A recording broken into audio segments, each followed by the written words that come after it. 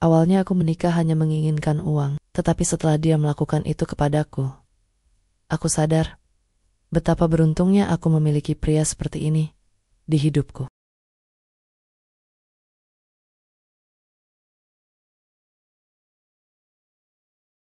Hujan deras menggema di atap seng rumah kontrakan Nisa.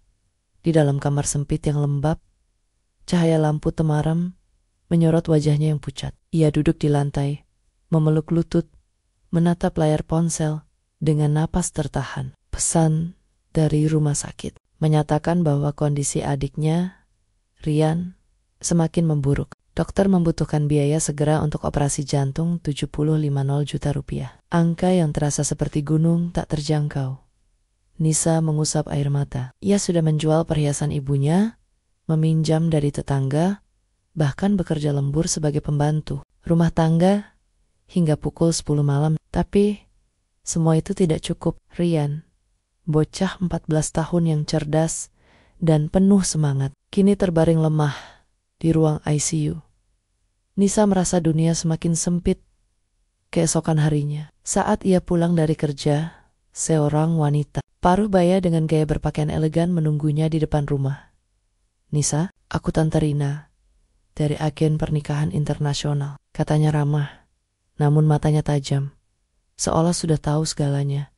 Tanpa basa-basi, Tante Rina mengeluarkan dokumen dan sebuah foto. "Aku punya tawaran dari seorang pria Jerman, Lukas Faber. Dia butuh istri sah untuk memenuhi syarat warisan keluarga dan perpanjangan visa bisnis. Pernikahannya hanya formalitas.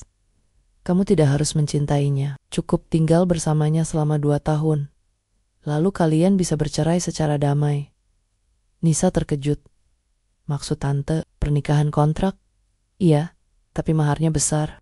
75 miliar rupiah." Tante Rina menekankan angka itu dengan senyum tipis. "Cukup untuk menyembuhkan adikmu, melunasi semua hutangmu, bahkan membangun masa depan keluargamu." Nisa terdiam. 75 miliar, angka yang bisa mengubah segalanya. Tapi ia pakai rela menjual dirinya, menikah dengan orang asing yang bahkan belum pernah ditemuinya. "Dia bukan orang sembarangan," lanjut Tante Rina.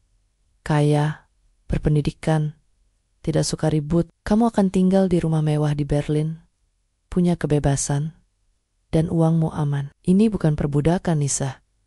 Ini kesempatan." Nisa menatap foto pria, berambut coklat, mata biru tajam, ekspresi dingin. Lukas Faber, arsitek sukses, berusia 35 tahun. Tidak ada senyum di wajahnya, tapi di matanya seolah ada beban yang dalam.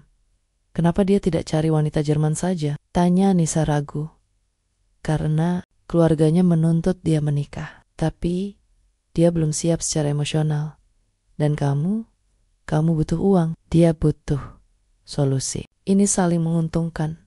Malam itu, Nisa tidak bisa tidur. Ia membayangkan Rian tersenyum lagi, berlari di taman, masuk sekolah unggulan. Ia membayangkan ibunya tidak lagi menangis karena hutang. Tapi ia juga membayangkan dirinya sendiri, terasing di negeri asing, hidup dengan pria yang tidak mencintainya. Namun, pagi-pagi buta, ia menandatangani kontrak. Dengan tangan gemetar, ia menulis nama Nisa Ayu Wijaya. Ia tidak tahu bahwa tanda tangan itu akan membawanya pada cinta, luka, pengkhianatan, dan akhirnya kebahagiaan yang tak pernah ia bayangkan. Perjalanan menuju Jerman dimulai, dan dengan satu keputusan, hidupnya tidak akan pernah sama lagi. Pesawat Lufthansa mendarat di Bandara Tegel, Berlin, pada pagi yang kelabu. Udara Jerman terasa menusuk kulit, dingin hingga ke tulang. Nisa menggigil meski mengenakan jaket tebal yang dibelinya dengan uang pinjaman. Di tangannya hanya sebuah koper kecil berisi pakaian foto keluarga dan kalung pemberian ibunya. Ia menatap sekeliling dengan mata lebar bangunan modern. Orang-orang berjalan cepat dengan ekspresi datar, dan segalanya tertulis dalam bahasa yang asing baginya. Deutsch. Di pintu kedatangan, seorang pria berdiri tegak, mengenakan mantel abu-abu panjang, rambut coklatnya rapi, mata birunya tajam seperti kristal es. Lukas Weber. Ia tidak tersenyum, hanya mengangguk singkat. Nisa, tanyanya dengan aksen Jerman yang kental. Iya, aku Nisa, jawabnya pelan, hampir berbisik. Lukas mengambil kopernya tanpa banyak kata, lalu berjalan cepat menuju mobil mewah berwarna hitam. Perjalanan menuju rumahnya berlangsung dalam diam. Nisa menatap pemandangan kota dari jendela gedung-gedung bergaya klasik dan modern berdampingan, taman-taman bersalju, dan orang-orang yang seolah tidak pernah tersenyum. Ia merasa seperti masuk ke dunia lain, dunia yang dingin, bukan hanya secara fisik, tapi juga emosional. Rumah Lukas ternyata sebuah townhouse mewah di kawasan Prenzlauer Berg, Berlin Timur.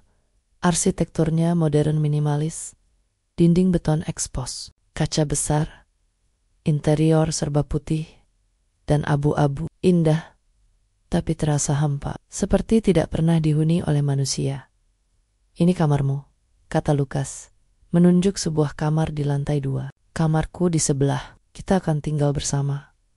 Tapi ini bukan pernikahan biasa. Tidak ada kewajiban emosional atau fisik. Ini hanya kontrak. Nisa mengangguk. Hatinya sesak. Ia tahu ini bukan pernikahan cinta. Tapi mendengarnya secara langsung terasa seperti tamparan. Kamu boleh bekerja, belajar bahasa, atau sekadar tinggal di rumah. Tapi jangan ganggu hidupku. Aku sibuk. Aku tidak ingin drama. Lanjut Lukas dingin. Lalu berbalik masuk ke kamarnya.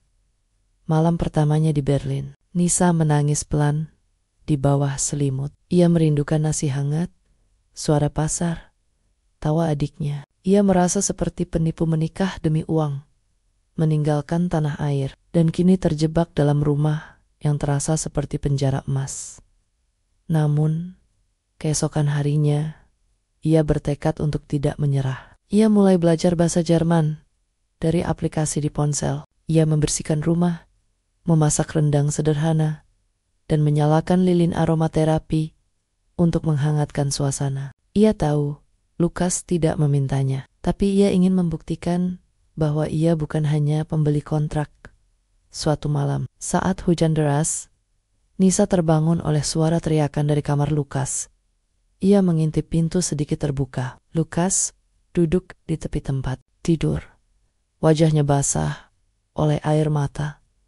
Berteriak dalam bahasa Jerman. Nein, bleibte bei mir. Anna, Ben. Nisa terkejut. Ia mundur pelan.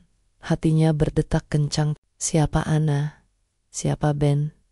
Dan mengapa Lukas terlihat begitu hancur? Pagi harinya, Lukas kembali seperti biasa dingin, terkendali, tidak menyapa. Tapi Nisa sudah melihat celah di balik tembok es itu. Di balik ketegasannya, ada luka yang dalam. Dan tanpa sadar, rasa penasaran dan belas kasihan mulai tumbuh di hatinya. Ia belum tahu bahwa rahasia Lukas akan mengubah segalanya termasuk takdir pernikahan kontrak mereka. Pagi itu, Berlin diselimuti kabut tipis. Nisa bangun lebih awal. Seperti biasa, ia mulai terbiasa dengan rutinitas, sarapan sederhana, belajar bahasa Jerman selama 1 jam, lalu membersihkan rumah. Tapi kali ini, matanya tertuju pada sebuah lukisan kecil di dinding koridor, sebuah lukisan keluarga. Seorang wanita berambut coklat gelap, tersenyum lembut, memeluk seorang anak laki-laki kecil yang sedang tertawa. Di samping mereka, Lukas, tapi bukan Lukas yang dingin seperti sekarang. Ia tersenyum, matanya berbinar, lengannya melingkar hangat di pinggang sang wanita. Nisa menatap lukisan itu lama. Siapa mereka? Tidak pernah ada yang disebutkan tentang istri atau anak dalam kontrak pernikahan. Ia menyentuh bingkai kayu, dan secara tidak sengaja, bagian belakang bingkai longgar. Ia mengangkatnya perlahan dan menemukan sebuah foto kecil yang tersembunyi di baliknya. Foto itu menunjukkan wanita yang sama Anna sedang duduk di taman, membaca buku, sementara anak kecil Ben bermain ayunan. Di belakang foto tertulis, "Den Tinta biru für min Lieben, Anna and Ben für immer, Mighty Gansem Herson, Lukas." Untuk orang-orang yang kucintai, Anna dan Ben. Selamanya. Dengan seluruh hatiku, Lukas. Nisa merasa dadanya sesak. Anna dan Ben. Mereka bukan sekadar kenangan. Mereka adalah bagian dari hati Lukas yang telah mati. Dan pernikahannya dengan Nisa, pernikahan kontrak ini, mungkin terasa seperti penghinaan terhadap memori mereka. Ia mengembalikan foto dengan hati-hati. Tapi benih pertanyaan sudah tumbuh. Siapa Anna? Apa yang terjadi pada mereka? Beberapa hari kemudian, saat Lukas pergi ke kantor, Nisa memutuskan untuk bergelanjalan di sekitar kompleks perumahan. Ia ingin menenangkan pikiran. Di taman kecil dekat rumah, ia bertemu dengan tetangganya, Frau Helga, seorang wanita tua yang ramah dengan rambut putih yang dijepit rapi, sedang menyiram bunga di depan rumahnya. "Halo, kamu istri baru Lukas ya?" tanya Frau Helga dalam bahasa Jerman yang pelan, tapi cukup jelas. Nisa mengangguk. "Iya, saya Nisa, dari Indonesia." "Oh, indah sekali negaramu. Aku pernah ke Bali," kata Frau Helga sambil tersenyum hangat. "Tapi hati-hati dengan Lukas. Dia baik, tapi hatinya masih terluka." Nisa menahan napas. Apa yang terjadi padanya? Frau Helga menatapnya, seolah menimbang apakah boleh menceritakan rahasia itu. Lalu, dengan suara pelan, ia berkata, "Anna, istrinya, dan Ben, putranya yang berusia 6 tahun, meninggal dalam kecelakaan mobil 2 tahun lalu. Hujan deras, jalan licin, truk kehilangan kendali. Mereka meninggal di tempat." Nisa merasa dunia berhenti. "Lukas melihatnya?" Frau Helga mengangguk. "Iya, dia yang menyetir. Ia selamat, tapi tidak pernah memaafkan dirinya. Sejak itu, dia menutup hati, tidak mau bicara soal keluarga, tidak mau sentuhan, tidak mau kenang-kenangan. Bahkan foto-foto mereka hampir semua ia simpan atau sembunyikan." Air mata menggenang di mata Nisa. Jadi, selama ini Lukas bukan hanya dinginnya sedang mati perlahan dalam kesedihan yang tak terlihat. Lalu, mengapa dia menikah lagi dengan saya? Tanya Nisa. Suaranya gemetar. Frau Helga menghela napas karena tekanan dari keluarganya. Ayahnya, Herr Faber Senior, mengancam akan mencabut warisan dan saham perusahaannya jika dia tidak menikah sebelum usia ke-36, dan Lukas butuh waktu 2 tahun untuk memenuhi syarat hukum pernikahan bagi kewarganegaraan pasangan. Tapi baginya, ini bukan pilihan hati. Ini kewajiban. Nisa pulang dengan hati berat. Ia tidak marah. Ia malah merasa bersalah. Ia datang ke sini demi uang, sementara Lukas datang karena luka dan tekanan. Ia bukan sekadar istri kontrak. Ia adalah pengingat bahwa Lukas harus melupakan cinta sejatinya. Malam itu, saat Lukas pulang, Nisa tidak menyambutnya seperti biasa. Ia duduk di ruang tamu, memegang secangkir teh. "Kamu tahu, aku tahu tentang Anna dan Ben," katanya pelan dalam bahasa Jerman yang masih terbata-bata. Lukas membeku. Wajahnya yang biasanya datar, kali ini berubah, matanya memerah, rahang mengeras. "Siapa yang memberitahumu?" "Tidak penting. Yang penting, aku tidak datang untuk menggantikan mereka. Aku tidak ingin menjadi pengingat pahit bagimu. Tapi aku juga bukan boneka. Aku manusia. Dan aku mulai peduli." Lukas tidak menjawab. Ia hanya berdiri diam, lalu perlahan duduk di sofa, menatap lantai. Untuk pertama kalinya, Nisa melihat air mata mengalir di pipinya tanpa suara, tanpa karaoke, hanya tangisan sunyi dari seorang pria yang telah lama lupa cara menangis. Dan dalam diam itu, benih empati mulai tumbuh. Bukan cinta, belum, tapi sesuatu yang lebih dalam dari sekadar kontrak. Pengertian. Setelah malam pengakuan itu, suasana di rumah Lukas perlahan berubah. Dingin yang dulu menyelimuti setiap sudut rumah mulai mencair, digantikan oleh keheningan yang lebih lembut, bukan karena ketegangan, tapi karena saling pengertian.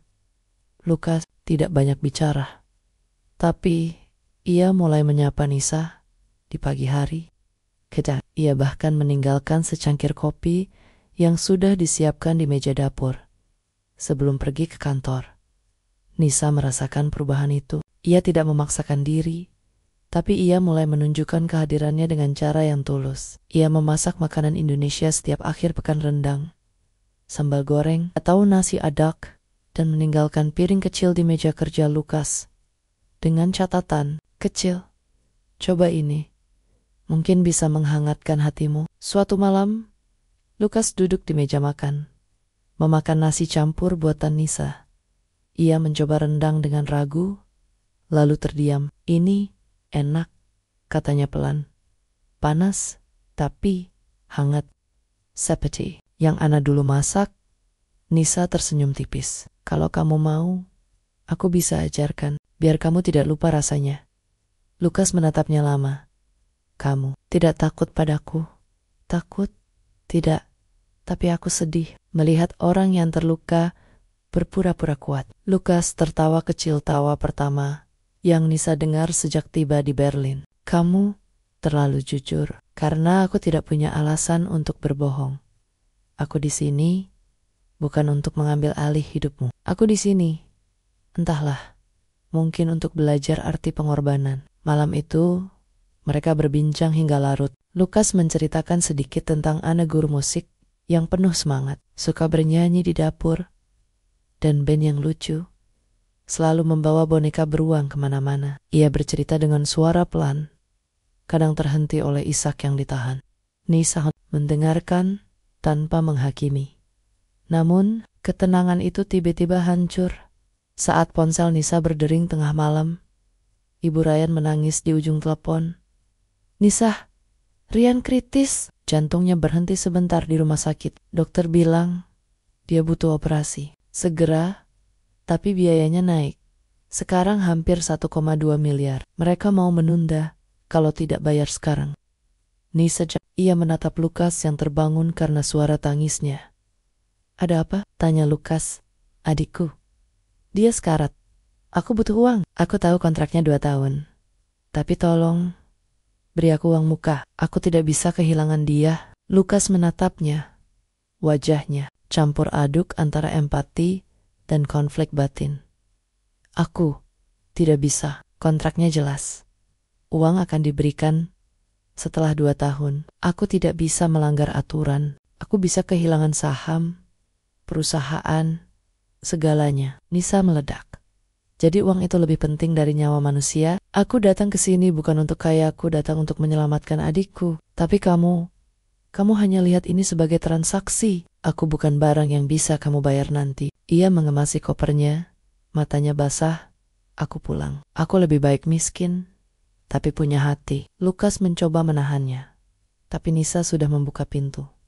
Hujan es turun deras di luar. Ia berjalan di trotoar yang licin, kedinginan, tapi lebih dingin lagi di hatinya. Namun, 2 jam kemudian, Lukas muncul di depan apartemen kecil, tempat Nisa sementara tinggal. Ia menyewa kamar di rumah seorang teman Indonesia. Ia basah kuyup, napasnya memburu. Aku sudah transfer 2 miliar ke rekening rumah sakit, katanya.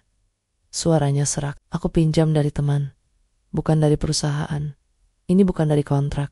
Ini dari hatiku. Nisa terdiam. Tapi, bagaimana dengan perjanjianmu? Perjanjian bisa dilanggar, tapi melihatmu hancur, itu yang tidak bisa aku tahan. Ia menatap Nisa, mata birunya berkilat. Aku tidak tahu kapan ini terjadi, tapi aku mulai peduli padamu lebih dari sekadar istri, kontrak, dan aku tidak mau kehilangan kamu. Nisa menangis, kali ini bukan karena sedih, tapi karena harapan. Di tengah hujan es Berlin, 2 jiwa yang terluka saling menemukan bukan karena uang, tapi karena rasa sayang yang tumbuh perlahan, seperti bunga yang menembus beton. Namun, mereka belum tahu bahwa ujian terbesar belum datang, dan bayang-bayang keluarga Faber akan segera menghancurkan segalanya. Setelah malam hujan es di mana Lukas menyelamatkan Nisa dari keputusasaan, hubungan mereka mulai berubah secara perlahan. namun nyata. Lukas tidak lagi memperlakukannya sebagai istri kontrak, melainkan sebagai seseorang yang mulai mengisi ruang kosong di hidupnya. Ia mulai membawa Nisa ke acara keluarga kecil, mengenalkannya pada rekan kerjanya, bahkan mengajaknya ke studio arsitekturnya, tempat yang dulunya tertutup bagi siapapun.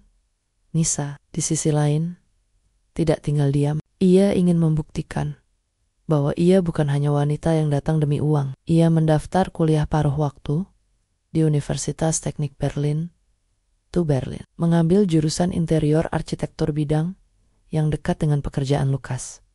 Ia belajar siang malam, menaklukkan bahasa Jerman, menghadapi pandangan sinis dari mahasiswa lain yang mengira ia hanya istri kaya yang hidup santai. "Kamu tidak perlu melakukan ini," kata Lukas suatu malam, melihat Nisa masih belajar pukul 1 pagi. "Okus, bantu Rian. Kamu tidak perlu membuktikan apa-apa." Nisa mengangkat wajahnya. Matanya lelah, tapi bersinar. "Aku tidak lakukan ini untuk kamu. Aku lakukan untuk diriku. Aku ingin menjadi seseorang yang pantas berdiri di sampingmu, bukan karena kontrak, bukan karena uang, tapi karena aku memang layak." Lukas terdiam. Ia duduk di sebelahnya, menyentuh punggung tangan Nisa dengan lembut. "Kamu sudah layak sejak hari pertama kamu datang. Kamu hanya satu-satunya yang berani melihatku, yang sebenarnya." Namun, ketenangan itu hanya sementara. Suatu sore, mobil mewah hitam berhenti di depan rumah mereka. Dari dalamnya keluar seorang pria tua dengan postur tegap, rambut putih rapi, dan tatapan tajam seperti Elongher Friedrich Faber, ayah Lukas, pendiri perusahaan arsitektur ternama Faber dan S. Hani. Ia datang tanpa pemberitahuan. Lukas memucat. "Ayah, apa yang kamu lakukan di sini?" "Menyelamatkan warisan keluarga," jawab sang ayah dingin. Matanya langsung menatap Nisa yang berdiri di ambang pintu. "Jadi inilah dia, si pembantu dari Jakarta yang kau angkat jadi istri? Lucu. Kau pikir aku tidak tahu? Pernikahan ini hanya akal-akalan untuk menyelamatkan sahammu. Tapi kau malah mulai jatuh cinta padanya? Memalukan." Nisa terpana, darahnya mendidih. Tapi ia menahan amarah. "Saya menikah dengan Lukas karena kontrak. Benar. Tapi saya tidak pernah meminta kekayaan Anda. Saya hanya ingin menyelamatkan adik saya. Kukap Bentok, Friedrich. Kamu tidak tahu apa-apa tentang keluarga ini. Anna adalah wanita mulia dari keluarga bangsawan. Dia membanggakan Faber. Tapi kamu bahkan tidak bisa bicara bahasa Jerman dengan benar. Kamu hanya akan membawa aib." Lukas maju selangkah. "Cukup, ayah. Nisa bukan milikmu untuk dihina. Aku sudah dewasa. Aku yang memilih hidupku." Friedrich menatap putranya dengan dingin. "Kalau begitu, aku cabut semua sahammu. Mulai besok, kamu tidak punya apa-apa. Dan perusahaan ini akan aku serahkan ke sepupumu, Julian, yang setidaknya tahu harga diri keluarga." Ancaman itu seperti pisau yang menusuk. Lukas tahu ayahnya tidak main-main. Selama ini, warisan dan kekuasaan adalah satu-satunya bahasa yang dimengerti Friedrich. Malam itu, setelah sang ayah pergi, rumah kembali sunyi. Lukas duduk di sofa, wajahnya letih. "Aku tidak ingin kehilangan perusahaan, bukan karena uang, tapi karena itu warisan Anna. Dia percaya aku bisa membangun sesuatu yang indah dari puing-puing." Nisa duduk di sebelahnya. "Kalau begitu, jangan biarkan dia menghancurkanmu. Tapi jangan juga korbankan hatimu. Aku tidak ingin kamu memilih aku dan kehilangan segalanya. Tapi aku tidak bisa memilih tanpa kamu," bisik Lukas. Beberapa hari kemudian, Nisa menerima surat dari kampus. Ia diterima sebagai asisten dosen muda untuk proyek kolaborasi internasional. Tawaran itu dari Jakarta. Ya harus kembali ke Indonesia selama 3 bulan.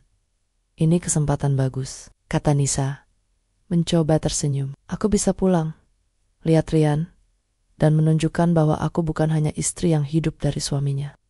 Lukas mengangguk, tapi matanya muram. "Kalau kamu pergi, aku takut aku akan kembali seperti dulu. Dingin, mati. Tapi kamu sudah berubah, Lukas. Kamu tidak perlu aku terus meniris untuk tetap hidup. Aku percaya kamu bisa bertahan. Namun, saat Nisa naik pesawat menuju Jakarta, ia tidak tahu bahwa Friedrich sudah menyiapkan rencana besar. Sebuah pernikahan antara Lukas dan Clara von Essen, putri dari keluarga industri Jerman, rencana yang akan diumumkan secara publik dalam 2 minggu. Dan di balik semua itu, ada satu pertanyaan yang menggantung. Apakah cinta yang baru tumbuh ini cukup kuat untuk melawan kekuasaan, uang, dan dendam keluarga?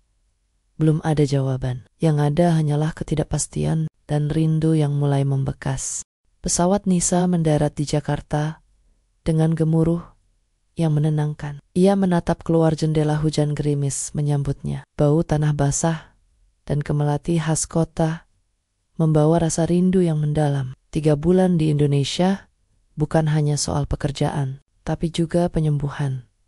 Menyusuri jalan-jalan kecil tempat ia dan Rian dulu bermain, memeluk ibunya yang menangis haru, dan melihat adiknya akhirnya bisa berjalan tanpa bantuan oksigen. Rian, kini dengan senyum lebar, berkata, "Kak Nisa, kamu beneran hebat. Aku udah bisa lari. Dokter bilang, jantungku kuat sekarang." Nisa memeluknya erat. Air mata mengalir. "Karena kamu juga kuat, Nak." Namun, di balik kebahagiaan itu, hatinya tidak pernah sepenuhnya tenang. Ia selalu mengecek ponsel, berharap ada kabar dari Lukas. Awalnya, mereka rutin video call Lukas. Bercerita tentang proyek barunya, Nisa memperlihatkan kelas yang dia ajar. Tapi perlahan, pesan-pesan itu semakin jarang. Hingga akhirnya, 2 minggu terakhir, tidak ada kabar sama sekali.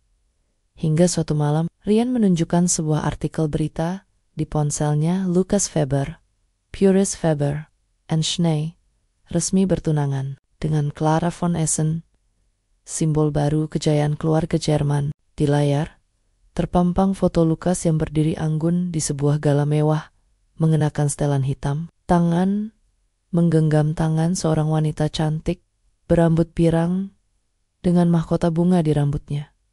Ekspresinya datar, tapi tidak menolak. Di foto tertulis pernikahan akan digelar di Kastil Neuschwanstein bulan depan. Keluarga Faber menyambut era baru. Nisa merasa dunia runtuh. "Kak, kamu kenal dia?" tanya Rian polos. Nisa tidak bisa menjawab. Ia berlari ke kamar, mengunci pintu, dan menangis hingga tenggorokannya sakit. Betapa bodohnya dia. Dia berpikir bahwa cinta mereka bisa melawan segalanya. Lukas telah kembali ke dunianya, dunia uang, kekuasaan, dan takdir yang sudah ditentukan sejak lahir.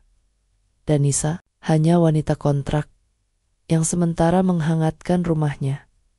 Tapi yang paling menyakitkan bukan hanya pernikahan itu, tapi fakta bahwa Lukas tidak memberitahunya. Tidak ada peringatan, tidak ada penjelasan, seolah Nisa tidak pernah ada di Berlin. Lukas duduk di ruang kerjanya yang gelap. Ia baru saja kembali dari acara pertunangan yang dipaksakan. Wajahnya pucat, dasi longgar, segelas whisky di tangan. Clara von Essen baru saja pergi dengan senyum puas. "Ayahmu sangat senang, Lukas.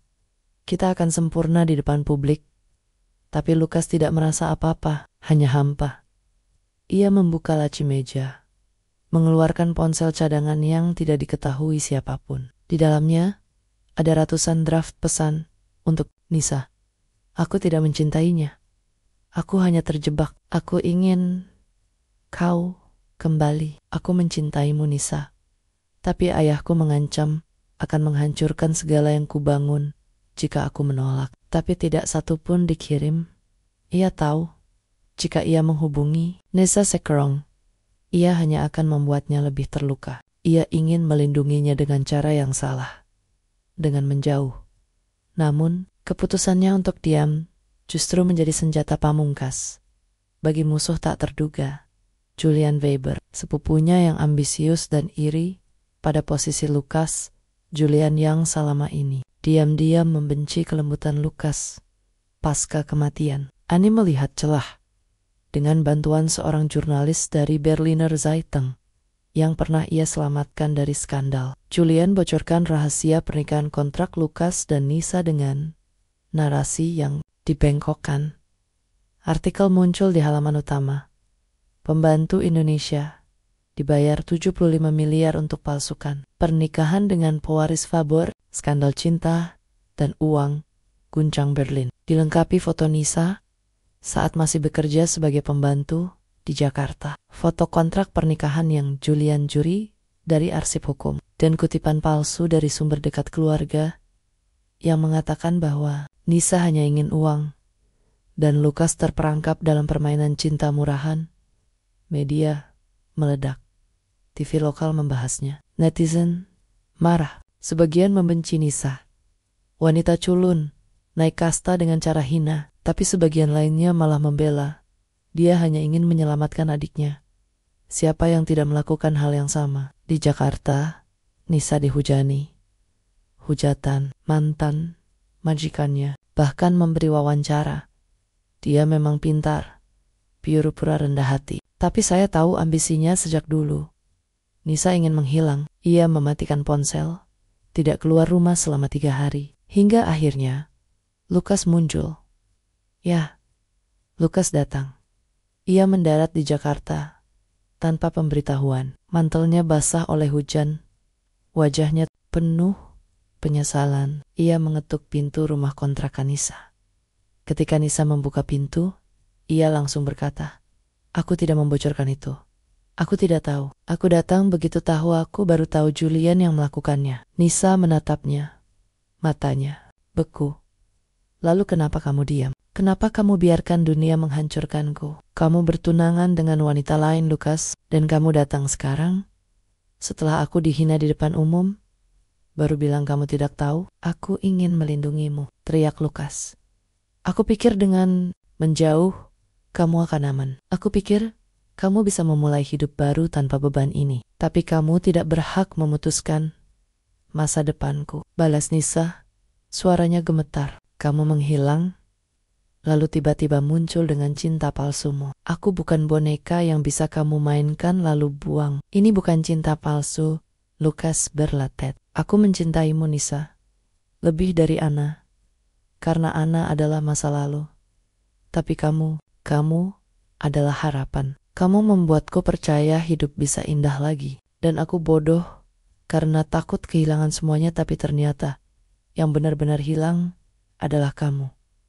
Nisa menangis. Tapi kali ini, air matanya bukan hanya untuk kesedihan tapi untuk kelelahan. Kelelahan mencintai seseorang yang terlalu takut untuk memilihnya. "Aku tidak bisa lagi, Lukas," bisiknya. "Aku lelah jadi alasan orang membencimu. Aku lelah jadi aib. Aku lelah jadi rahasia." Ia menutup pintu perlahan, dan di luar, hujan semakin deras, menyamarkan tangis Lukas yang akhirnya meledak tangis. Seorang pria yang baru menyadari bahwa ia telah kehilangan cinta sejatinya bukan karena uang, bukan karena keluarga, tapi ketakutannya sendiri. Di hari yang sama, di Berlin, Friedrich Faber membaca koran dengan senyum puas. "Bagus, Julian, kau telah membersihkan nama keluarga." Tapi ia tidak tahu di balik semua intrik ini, ada satu orang yang tahu segalanya. Frau Helga, tetangga tua yang selama ini diam. Dan ia baru saja menerima paket dari Nisa berisi semua. Bukti asli perjanjian, rekaman Julian, dan salinan percakapan antara Friedrich dan jurnalis. Waktunya kebenaran keluar. Gumamnya menatap foto Nisa dan Lukas yang ditempel di lemari dapurnya. Perang belum berakhir. Hujan deras mengguyur Berlin selama 3 hari tanpa henti. Kota yang biasanya teratur dan tenang kini terasa muram, seolah ikut berduka. Di rumahnya yang besar, Lukas Faber duduk di ruang kerja, mata merah, wajah tidak terurus. Ia tidak pergi ke kantor, tidak menjawab panggilan siapapun, hanya menatap foto kecil di mejanya foto Nisa yang tersenyum sambil memegang secangkir teh di taman rumah mereka. Musim semi lalu, ia memainkan ponselnya, membuka draft pesan yang tak pernah dikirim. "Aku mencintaimu. Aku akan melawan ayahku. Aku akan memilihmu." Tapi setiap kali jari-jari Nia hampir menekan send, bayangan kehancuran muncul. Perusahaan hancur, warisan Anna lenyap, karyawannya kehilangan pekerjaan. Ia merasa terjebak antara cinta dan tanggung jawab. Namun, pagi itu, sesuatu terjadi. Pintu rumahnya diketuk, bukan oleh asisten atau kurir tapi oleh Frau Helga, tetangga tua yang selama ini hanya dikenalnya sebagai wanita ramah yang suka berkebun. "Lukas," katanya tegas, tanpa basa-basi. "Aku punya sesuatu untukmu, dan kau harus dengar ini sekarang." Di tangannya, sebuah amplop coklat basah oleh hujan. Ia menyerahkannya. "Ini dari Nisa. Dikirim sebelum dia memutuskan untuk tidak menghubungimu lagi. Tapi aku tahu, kau harus tahu yang sebenarnya." Lukas membuka amplop dengan tangan gemetar. Di dalamnya, salinan asli kontrak pernikahan, ditandatangani oleh agen Tante Rika Mensuara. Julian membicarakan rencana membocorkan skandal. Transkrip percakapan antara Herr Friedrich Faber dan seorang jurnalis dari Berliner Zeitung, di mana sang ayah dengan dingin menyuruh Julian untuk membersihkan nama keluarga dengan menghancurkan Nisa. Dan sebuah surat dari Nisa, ditulis tangan. Lukas membaca surat itu dengan napas tertahan. "Lukas, aku tidak pernah ingin menjadi alasan kamu kehilangan segalanya. Tapi aku juga tidak mau jadi korban diam-diam. Aku tahu siapa yang sebenarnya di balik semua ini. Aku tahu ayahmu yang mengatur. Aku tahu Julian yang menyebar berita. Tapi yang paling menyakitkan, kamu tidak melawannya. Aku datang ke Jerman demi uang, tapi aku tinggal karena aku mencintaimu. Dan aku pergi bukan karena aku tidak kuat, tapi karena aku tidak mau kau jadi lelaki yang kehilangan jiwanya. Demi aku, jika suatu hari kamu membaca ini, dan kamu masih ingin aku, tapi jangan datang sebagai pewaris Faber. Datang sebagai Lukas yang berani memilih cinta. Aku tidak menunggu, tapi hatiku belum sepenuhnya menutup." Nisa, air mata Lukas mengalir deras. Ia merasa seperti ditusuk ribuan pisau. Ia tahu sekarang Nisa tidak pernah ingin kekayaannya. Ia tidak pernah ingin menjadi sensasi. Ia hanya ingin menjadi dicintai tanpa syarat. Dan yang paling menyakitkan, ia sendiri yang membiarkan orang yang dicintainya dihancurkan demi ketenangan semu. Tanpa pikir panjang, Lukas mengenakan mantelnya dan bergegas keluar. Ia pergi ke kantor pusat Faber dan S. Hani, tempat ayahnya sedang mengadakan rapat dewan direksi. Pintu ruang rapat terbuka dengan keras. Semua mata tertuju padanya. "Lukas, apa yang kamu lakukan di sini? Kamu tidak diundang," kata Friedrich dingin. "Tidak diundang. Aku pewaris sah perusahaan ini, dan hari ini aku akan mengakhiri kebohongan yang kau bangun selama bertahun-tahun." Ia melemparkan amplop ke meja. "Ini bukti. Kamu yang menyuruh Julian membocorkan skandal itu. Kamu yang menghancurkan Nisa hanya karena dia bukan dari kelas kita. Kamu pikir cinta bisa diatur oleh garis darah? Kamu pikir warisan Anna harus dilindungi dengan cara menghancurkan orang yang membuatku hidup kembali?" Suasana hening. Nisa menyelamatkan adiknya. "Aku menyelamatkan perusahaanku. Tapi kamu hanya menyelamatkan ego." Friedrich berdiri, wajahnya memerah. "Kamu gila. Perusahaan ini akan hancur jika kau bawa ke kacau dengan emosimu." "Tidak," jawab Lukas tegas. "Perusahaan ini akan hancur jika tidak punya hati. Aku akan rilis semua bukti ini ke media. Aku akan umumkan bahwa pernikahanku dengan Nisa memang dimulai dari kontrak, tapi berakhir dengan cinta.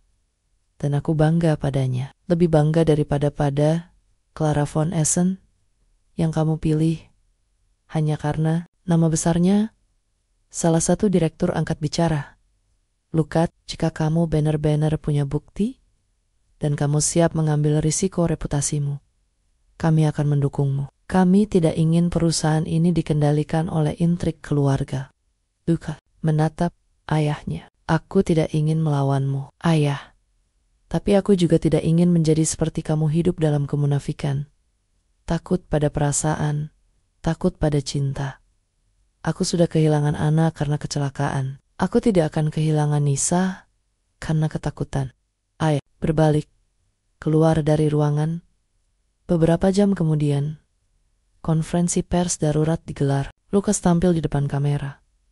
Wajahnya lelah, tapi tegas. Saya Lukas Faber. Saya ingin menyampaikan kebenaran. Ia membaca pernyataan panjang. Mengakui awal pernikahannya yang berbasis kontrak. Menjelaskan alasan Nisa menerima tawaran menyelamatkan adiknya dari penyakit jantung. Membongkar peran Julian dan ayahnya dalam menyebarkan berita palsu. Dan yang paling mengejutkan, saya mencintai Nisa Ayu Wijaya. Bukan karena dia dari Indonesia. Bukan karena dia sederhana, tapi karena dia mengajarkanku arti keberanian. Dan saya akan menemuinya. Bukan sebagai pewaris Faber, tapi sebagai seorang pria yang akhirnya belajar mencintai tanpa syarat. Video itu menjadi viral dalam hitungan jam. Di Jakarta, Nisa menonton siaran langsung itu di kafe bersama Ryan. Ia tidak menyangka, ia menangis. Tapi kali ini, air matanya adalah kelegaan. Kak, dia benar-benar datang. Bisik Ryan, tapi Nisa belam. Siap. Aku tidak tahu, nak. Aku tidak tahu apakah hatiku bisa membuka lagi. Namun, 2 hari kemudian, seseorang mengetuk pintu rumahnya. Bukan Lukas, tapi Tante Rina, agen pernikahan yang dulu membawanya ke Jerman. Nisa, aku datang untuk minta maaf, katanya. Berlinang air mata. Aku tahu kau benci aku, tapi tidak tahu Friedrich akan menghancurkanmu. Aku hanya ingin membantumu, dan aku punya sesuatu untukmu. Ia menyerahkan sebuah dokumen, surat perjanjian pembayaran mahar 75 miliar yang telah ditandatangani oleh Lukas dengan catatan, untuk Nisa, bukan sebagai bayaran, tapi sebagai hadiah. Kapanpun kamu siap menerimanya. Dan di bagian bawah, tertulis alamat sebuah rumah kecil di pinggir Berlin, rumah yang dibeli Lukas atas nama Nisa. Dengan catatan, tempat kita bisa mulai dari awal. Jika kamu mau. Nisa menatap dokumen itu lama. Ia tidak langsung bahagia. Ia tidak langsung memaafkan. Tapi untuk pertama kalinya sejak kepergiannya, ia merasa ada harapan. Cinta bukan tentang kesempurnaan, tapi tentang keberanian untuk kembali. Dan mungkin kali ini ia siap mencoba. Musim semi tiba di Berlin. Salju mencair, bunga tulip mulai bermekaran di taman-taman kota, dan udara yang dulu menusuk kini terasa lembut. Di sebuah rumah kecil berdinding kayu dengan atap merah, di pinggir kota tepat seperti yang disebutkan dalam surat Lukas, Nisa berdiri di ambang pintu, menatap pemandangan taman yang sedang dirawat oleh seseorang yang dulu ia kira tak akan pernah melihatnya lagi. Lukas, ia tidak memakai setelan jas mewah, hanya kaos lusuh, celana kerja, dan sarung tangan kotor. Ia sedang menanam bunga bibit mawar merah, tanaman kesukaan Anna dan juga Nisa. Ia mendengar suara pintu terbuka, perlahan berbalik, matanya membesar. Nisa, ia berdiri kaku, tidak berani mendekat. Kamu datang? Nisa mengangguk pelan. Aku butuh waktu, bukan untuk memaafkanmu, tapi untuk memahami bahwa cinta bukan tentang kesempurnaan, tapi tentang kejujuran. Dan kamu akhirnya jujur. Lukas menunduk. Aku tahu aku menyakitimu. Aku tahu aku membiarkan dunia menghancurkanmu. Tapi aku juga belajar sesuatu. Bahwa melindungi seseorang bukan dengan menjauh, tapi dengan berdiri di sampingnya, meski harus melawan dunia. Ia melangkah perlahan. Aku tidak memintamu kembali sebagai istri kontrak. Aku tidak memintamu kembali demi uang. Aku memintamu kembali karena aku tidak bisa bernapas tanpamu. Karena setiap hari tanpamu terasa seperti hidup tanpa warna. Nisa menatapnya, mata berkaca-kaca. Kamu rela kehilangan segalanya. Perusahaanmu, warisanmu, sudah terjadi, jawab Lukas dengan senyum tipis. Ayahku mencabut sahamku. Julian mengambil alih operasional. Tapi aku tidak sendiri. Beberapa arsitek terbaik keluar dan membentuk firma baru bersamaku. Kami mulai dari nol, tapi kali ini atas nama kami sendiri, bukan nama keluarga yang penuh racun. secari kertas dari saku gambar desain rumah. Ini rumah impianku dengan taman besar, dapur luas, dan kamar anak. Aku ingin membangunnya, tapi aku ingin membangunnya bersamamu. Jika kamu mau. Nisa menatap desain itu lama, lalu perlahan ia tersenyum. Kamu tahu, dulu aku datang ke Jerman demi 75 miliar. Tapi sekarang, aku datang kembali demi 1 detik bersamamu. Lukas menangis. Kali ini, bukan karena penyesalan tapi karena harapan yang akhirnya menyatu.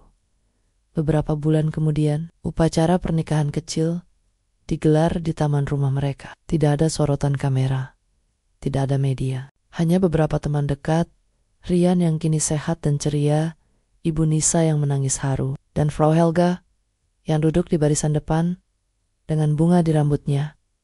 Penghulu membacakan janji pernikahan, tapi saat giliran Lukas berbicara, ia tidak membaca. Dari kertas, Nisa Ayu Wijaya, dulu aku menikahimu karena kontrak. Tapi hari ini, aku menikahimu karena pilihan. Karena kamu adalah satu-satunya orang yang membuatku percaya bahwa hidup setelah kehilangan masih bisa indah. Kamu mengajarkanku bahwa keberanian bukan tidak takut, tapi tetap mencintai meski pernah terluka. Aku bersumpah, selama aku hidup, aku akan menjagamu, menghormatimu, dan mencintaimu bukan karena kamu milikku, tapi karena kamu adalah rumahku. Nisa menongges. Ia memegang tangannya erat. Lukas Faber, aku datang ke hidupmu dengan niat yang tidak murni. Tapi kamu mengubahku. Kamu mengajarkanku bahwa cinta bukan soal uang, bukan soal status tapi soal saling menyelamatkan. Aku mencintaimu bukan meskipun kamu terluka, tapi karena kita sama-sama terluka. Dan kita memilih untuk sembuh bersama. Mereka berpelukan di bawah hujan bunga sakura yang ditiup angin lembut. 2 tahun kemudian, rumah mereka semakin ramai di kamar bayi. Seorang bayi perempuan tertidur pulas. Wajahnya mungil, rambutnya tipis berwarna coklat muda. Ia bernama Alia, Nadia Faber. Alia berarti terang, Nadia berarti harapan. Di luar, taman telah berubah menjadi kebun bunga dan sayuran kecil. Lukas dan Nisa duduk di bangku kayu, tangan saling berpaut. Kamu pernah bilang kamu datang demi 75 miliar, kata Lukas sambil tersenyum. Aku baru transfer jumlah itu ke rekeningmu kemarin. Tepat 2 tahun sejak pernikahan kontrak kita. Nis tertawa. Kamu serius? Aku sudah tidak butuh uang itu. Aku tahu. Tapi ini bukan bayaran. Ini janji. Dan juga hadiah pernikahan. Ia mengeluarkan cek dari saku. Tapi Nisa menolak. Simpen, aku ingin kita membelanjakannya bersama. Untuk klinik kecil di desa, untuk anak-anak yang butuh operasi jantung. Seperti Rian dulu, Lukas tersenyum. Kamu selalu tahu cara membuatku jatuh cinta lagi. Malam itu, mereka duduk di teras, memandang bintang. Tidak ada yang sempurna. Friedrich masih menolak mengakui Nisa. Julian masih mengendalikan perusahaan keluarga. Tapi mereka tidak peduli. Karena mereka telah menemukan sesuatu yang lebih berharga dari uang. Dari warisan, dari pengakuan dunia. Cinta yang lahir dari luka, diperjuangkan dengan keberanian, dan dipelihara dengan kejujuran. Dan di suatu pagi yang cerah, saat Alia tertawa kecil di ayunan buatan tangan Lukas, Nisa berbisik pelan, terima kasih 75 miliar karena membawaku pada cinta yang sebenarnya.